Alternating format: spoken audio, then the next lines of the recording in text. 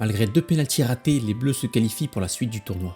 C'est ce que nous allons voir aujourd'hui dans ce récap ultra rapide des matchs retour de Ligue des Nations. Malgré une composition axée sur l'offensive, l'équipe de France n'arrive pas à ouvrir le score en première mi-temps. En seconde période, Michael Olise ouvre le score d'un superbe coup franc. L'équipe de France n'avait plus marqué sur coup franc direct depuis 2007 avec celui de Jérôme Rotten. L'un des favoris au Ballon d'Or continue de briller, Ousmane Dembélé marque à son tour. Nous sommes donc à 2 partout sur l'ensemble des 2 matchs et l'équipe de France arrache la prolongation. Aucun but durant ces prolongations, mais Mac Maignan héroïque sauve les Bleus au tir au but malgré les ratés de Koundé et de Théo Hernandez. La France évite donc l'élimination et file directement en demi-finale. L'Italie a failli surprendre, mais l'Allemagne tient bon. Avantage de 2-1 pour l'Allemagne après l'aller à Milan, l'Allemagne décide d'atomiser l'Italie 3-0 en première période. Un but et 2 passes décisives pour Kimmich. L'Allemagne voulait détruire les rêves de demi-finale à la Squadra Azzurra, mais les coéquipiers de Donnarumma ne se laissent pas faire et décident de se révolter en deuxième période. Un doublé de Moïse Kean qui continue d'impressionner et un but sur pénalty dans les prolongations de Raspadori qui ne suffira malheureusement pas. Score final 3-3. L'Allemagne reste donc en course pour le titre et accueillera le Final Four en juin. Les remplaçants